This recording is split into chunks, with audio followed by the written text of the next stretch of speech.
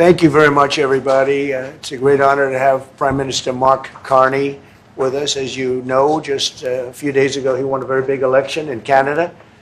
And I think I was probably the greatest thing that happened to him, but I can't take vote credit. His party was losing by a lot, and he ended up winning. So I really want to congratulate him. It was probably one of the greatest comebacks in the history of politics, maybe even greater than mine. You know. But I want to just congratulate you. That was a great election, actually. We were watching it with interest, and I think Canada chose a very talented person, a very good person, because we spoke before the election quite a few times.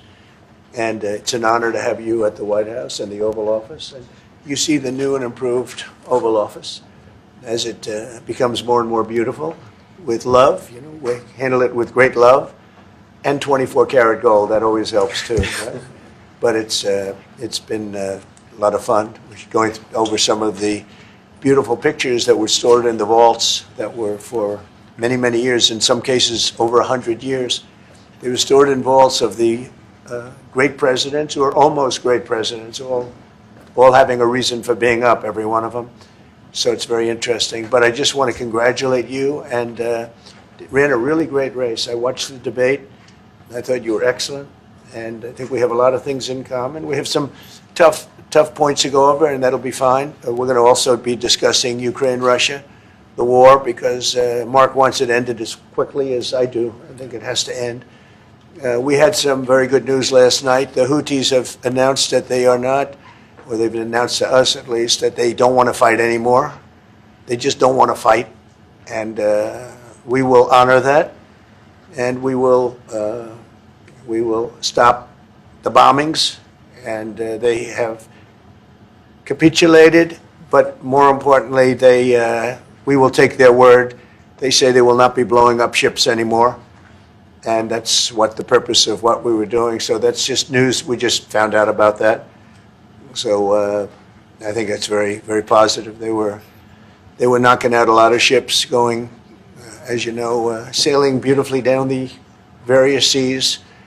It wasn't just the canal, it was a lot of other places. And I will accept their word, and we are going to stop the bombing of the Houthis, effective immediately. And Marco, you'll let everybody know that, okay? Do you have something to say about that, by the way? It's a pretty big announcement. Yeah, this was always a freedom of navigation mission. These are, a band of individuals with advanced weaponry that were threatening global shipping, and the job was to get that to stop. And if it's going to stop, then we can stop. And so I think it's an important development. And we'll have maybe before, we're going to, as you know, the Middle East, Saudi Arabia. We're going to UAE and Qatar. And that'll be, I guess, Monday night. Some of you are coming with us. I think before then we're going to have a very, very big announcement to make, like as big as it gets. And I won't tell you on what. But it's going to, and it's very positive. I'd tell you if it was negative or positive. I can't keep that out. It is really, really positive. And that announcement will be made either Thursday or Friday or Monday before we leave. But it'll be one of the most important announcements that have been made in many years about a certain subject, very important subject. So you'll all be here. Mark, would you like to say a few words? Well, thank you, Mr. President. I'm on the edge of my seat, actually, for the big announcement. But thank you for your hospitality and above all for your leadership. You're a transformational president, focus on the economy with a relentless focus on the American worker, securing your borders, ending the scourge of fentanyl and other opioids, and securing the world. And I've been elected with my colleagues here. With the help of my colleagues here, I'm going to spread the credit to transform Canada with a similar focus on the economy, securing our borders, again on fentanyl, much greater focus on defense and security, securing the Arctic and developing the Arctic. And the history of Canada and the U.S. is we're stronger when we work together, and there's many opportunities to work together. And I look forward to, addressing some of those issues that we have, but also finding those areas of mutual cooperation so we can move forward. That's great. Very nice. Thank you very much. It's a very nice statement. Mr. President, Anybody? is USMCA dead?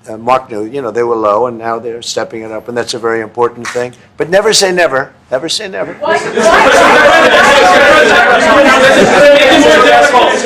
President, what would it take to get the tariffs off of Canada?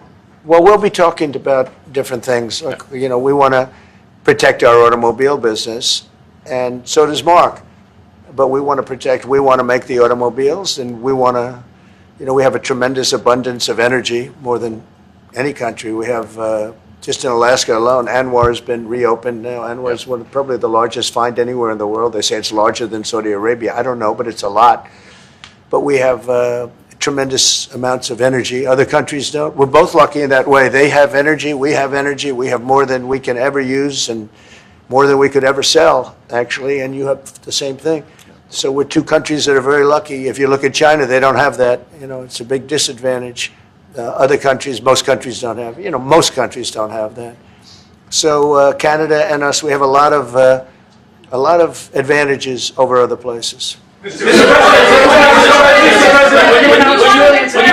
you consider what Mr. Carney just said, that Canada is not for sale, does this make the discussion a little more difficult to start on? No, not at all. No, not at all. No, time will tell. It's only time. But I say never. I've had many, many things that were not doable, and they ended up being doable, and only doable in a very friendly way. But if it's to everybody's benefit, Canada loves us, and we love Canada. That's, I think, the number one thing that's important. But we'll see. I mean, over time, we'll see what happens. China. I was hoping you can clarify something. Earlier this morning in Capitol Hill, Secretary Bessent said that there have been no negotiations yet with China. You have said something different. They want to meet, and they're doing no business right now. And those ships are turning around in the Pacific Ocean. Big turn. Those are big ships. Those ships take about 10 miles to turn. And, we lost $1 trillion to China on trade because of an incompetent president that we had who preceded me, grossly incompetent. You're finding it out more and more now. And by not trading, we're losing nothing. So we're saving $1 trillion. It's a lot. But they want to negotiate, and they want to have a meeting, and we'll be meeting with them at the right time. But you haven't met with them yet.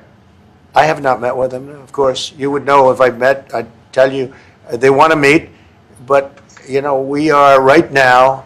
Look, they're suffering greatly. Their economy is suffering greatly because they're not doing trade with the U.S. and they made most of their money off the U.S. Don't kid yourself. They don't make the money off other countries like this. And they were making. We had a trade imbalance. We had a deficit, or they had a surplus. Another way of saying it, of more than $1 trillion. Think of it, more than $1 trillion. And because of 145%, that's the only reason, but because of they have now 145% tariff, there's no trading. You can't trade with 145%. We are, therefore, making, in a certain way, I guess, $1.1 trillion. In other words, we're not losing $1.1 trillion. Our deficit is much better. When I started, I say we were losing billions of dollars a day on trade. That's rapidly turning around. We looked at numbers this morning. So we were losing, the United States during Biden was losing more than, I won't even give you numbers because they're so embarrassing, but billions of dollars a day on trade. Those numbers are rapidly turning between the tariffs. Don't forget, we're now getting 25% on cars, 25% on aluminum, 25% on steel, and maybe more importantly, massive numbers of companies are moving into the United States. Honda, we have tremendous, the car companies are moving in at levels we've never seen before. The biggest investment ever made in the United States is being made right now. Trillions of dollars. I would say we could be at $9 trillion.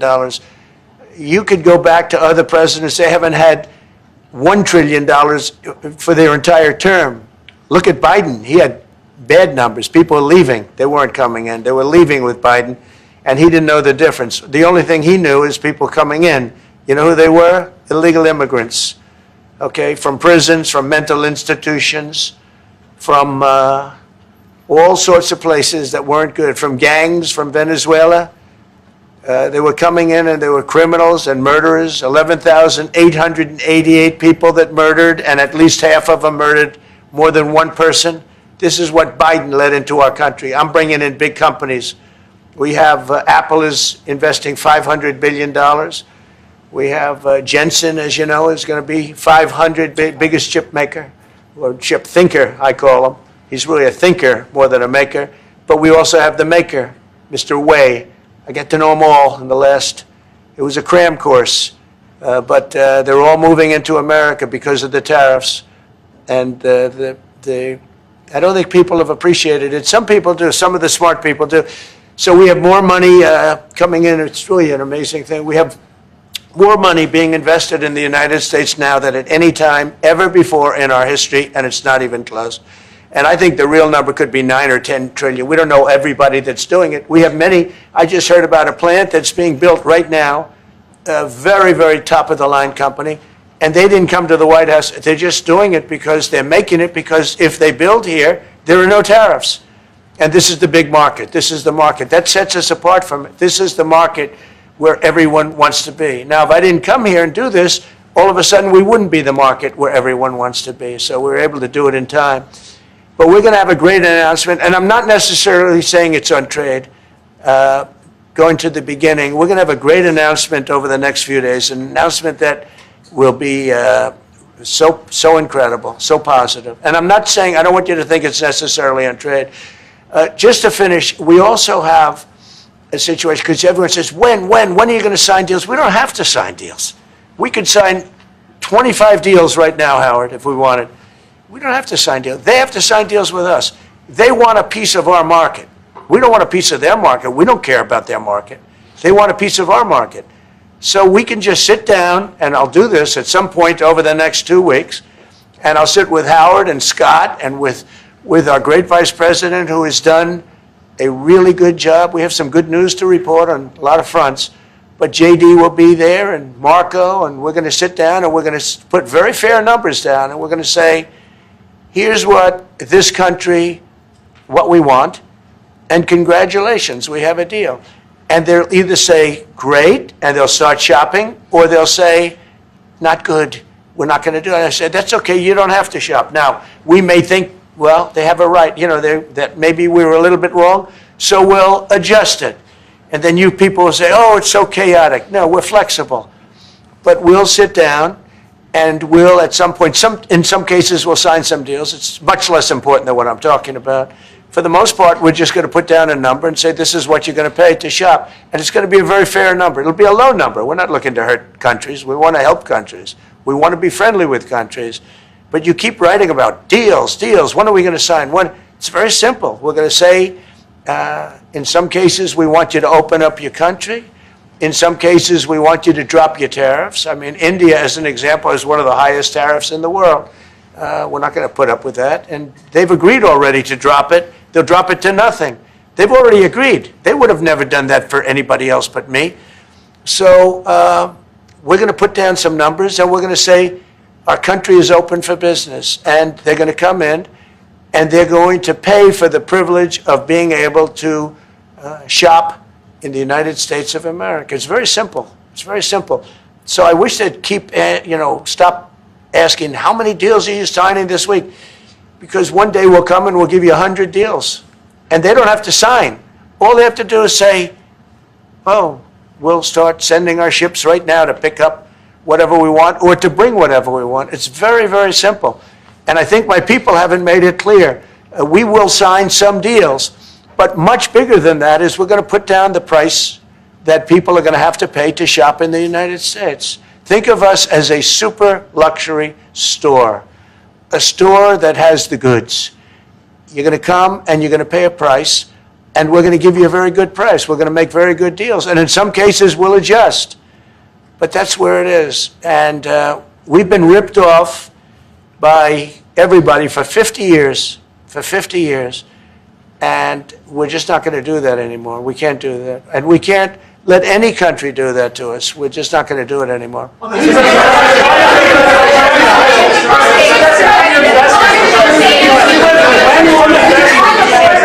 hurricanes, can you tell us a bit more about the deal that you've reached with the Houthis? No, it's not a deal. They've said, please don't bomb us anymore, and we're not going to attack your ships. And where did you hear about that?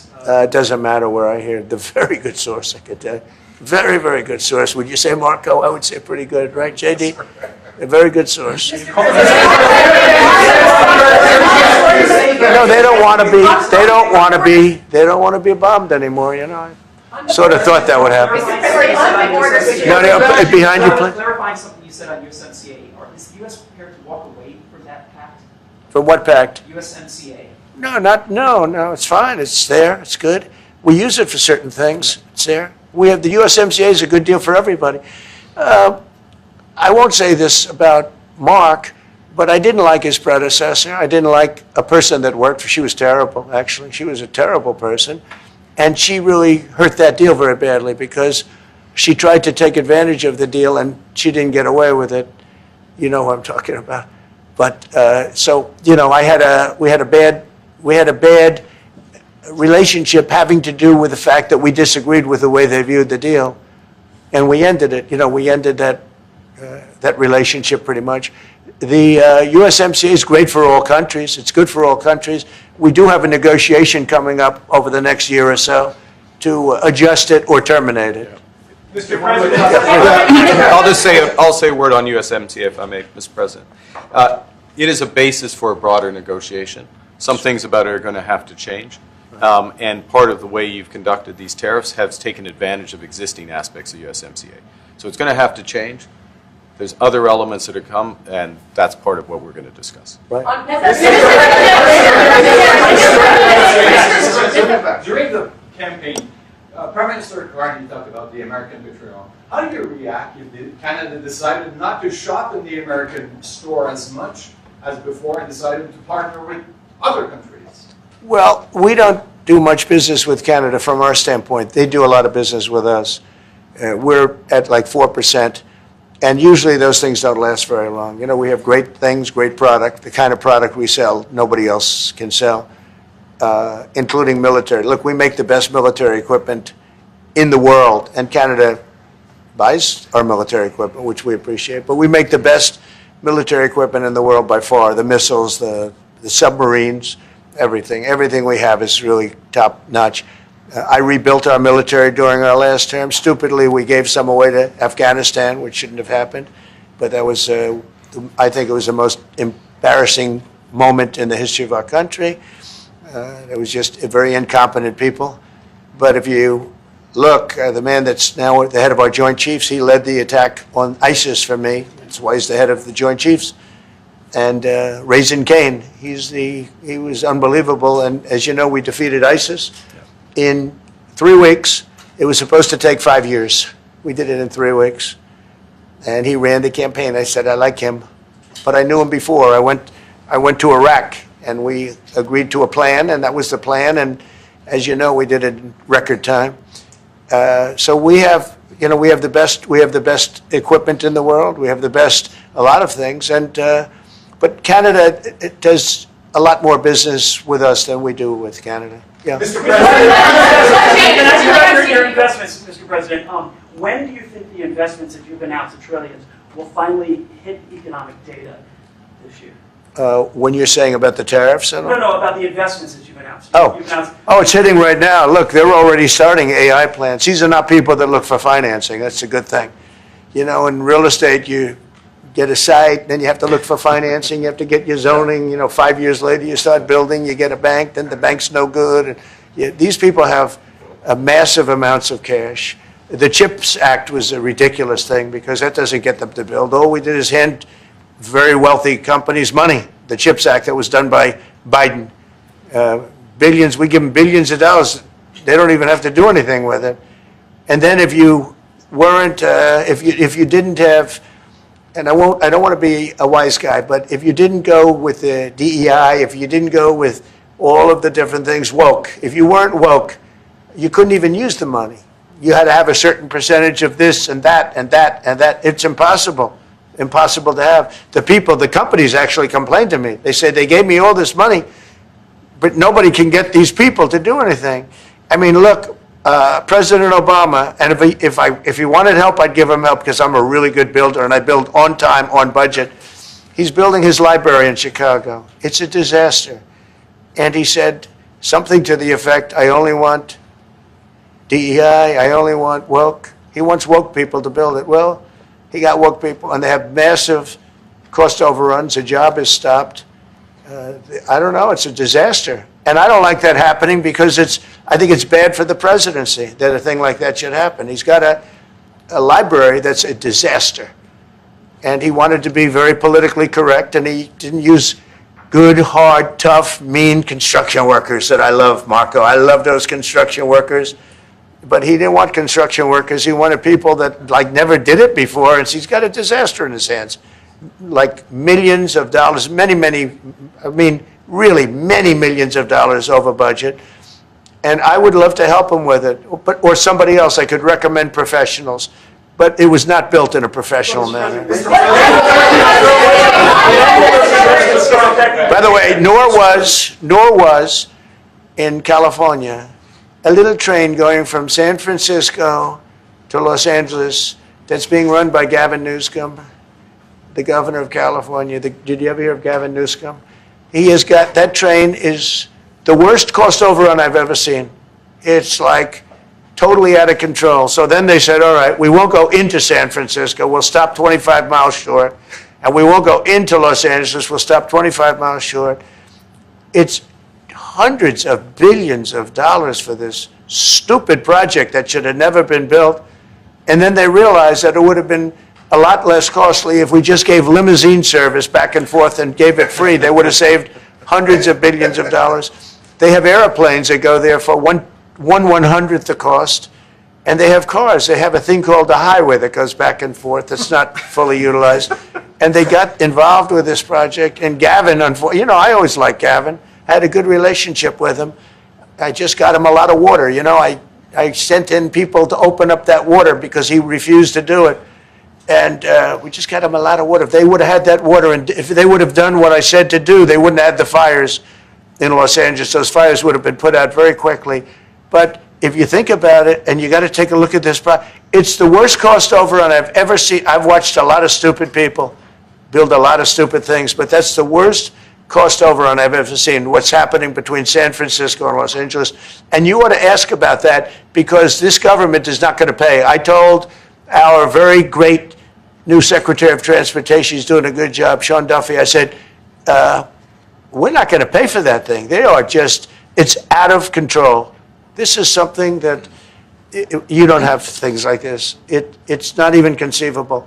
Like 30 times over budget, 30 times. It's the craziest thing and now it's hundreds of, it was supposed to be a simple train.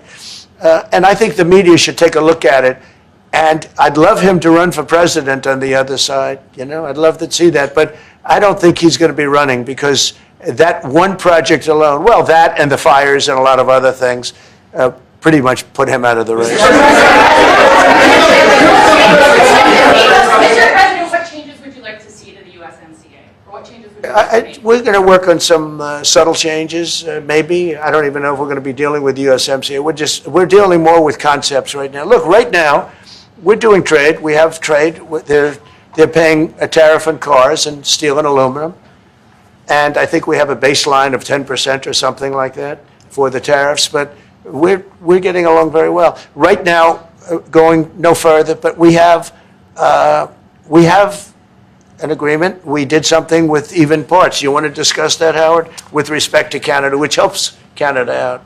Sure. So we've made an arrangement with the car companies that 15% of their USMCA parts are included, and then 15% of foreign parts from the manufactured suggested retail price are not tariffed to help domestic manufacturing really thrive. So it gave them a chance to be able to build their car parts factories if they're going to. A lot of these companies already have factories, and what they have to do is just fill them out. But they're able to build them in the United States, so we gave them a pretty substantial period of time. Just to clarify, Mr. President, is there anything the Prime Minister can say to you today to change your mind on tariffing Canada? Tariffing cars? Tariffing Canada. Is there anything he could say to you in in the course of your meetings with him today that would get you to lift tariffs on Canada? No, Why not? just the way it is. What's the first state? Yeah. If Canadians don't want it, would you respect that? Sure, I would. But this is not necessarily a one-day deal. This is over a period of time they have to make that decision. Yes, go ahead. Yeah, if I may. Respectfully, Canadians' view on this is not going to change on the 51st state. Secondly, we are the largest client of the United States in the totality of all the goods. So we are the largest client of the United States. We have a tremendous auto sector between the two of us, and the changes that made have been helpful. 50% of a car that comes from Canada is American. That's not like anywhere else in the world. And to your question about is there one thing? No, this is a bigger discussion. There are much bigger forces involved, and this will take some time and some discussions, and that's why we're here, to have those discussions, and that is represented by who's sitting around the table. See, the conflict is, and this is very friendly. We're not. This is not going to be like we had another little blow up with somebody else. That was a much different. This is a very friendly conversation, but we want to make our own cars. We don't really want cars from Canada, and we put tariffs on cars from Canada, and at a certain point, it won't make economic sense for Canada to build those cars. And we don't want steel from Canada because we're making our own steel, and we're having massive steel plants being built right now as we speak. We really don't want Canadian steel, and we don't want Canadian aluminum and various other things because we want to be able to do it ourselves. And we, because of past thinking of people, we have a tremendous deficit with Canada. In other words, they have a surplus with us. And there's no reason for us to be subsidizing Canada. Canada's a place that will have to be able to take care of itself economically. I assume they can. I will tell you that Trudeau, when I spoke to him, I used to call him Governor Trudeau. I think that probably didn't help his election. But when I spoke to him, I said, so why are we taking your cars? Why are we taking we want to make them ourselves. I mean, I said, and if the price of your cars went up, or if we put a tariff on your cars of 25%, what would that mean to you? He said, that would mean the end of Canada. He actually said that to me. And I said, that's a strange answer, but I understand his answer. But no, I mean, it's hard to justify subsidizing Canada to the tune of maybe $200 billion a year. We protect Canada militarily, and we always will. We're going to, that's not a money thing. But we always will. But, it's not fair. But why are we subsidizing Canada $200 billion a year, or whatever the number might be? It's a very substantial number. And it's hard for the American taxpayer to say, gee whiz, we love doing that. Thank you very much. We're going to have a very substantial. Thank you. Thank you very much. Why don't you now, why did you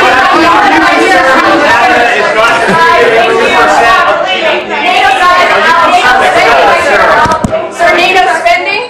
You come out, Canada's NATO spending, headed out, thanks guys. You should deal with this. Why don't you go to the governor? What do you call him? Thanks guys, we're out. Are you going to the World Cup? Are you going to go to the World Cup games? Thanks guys, keep going. I'm just waiting for my pen. Thank you. Sorry. Good, Rudy. Thank you.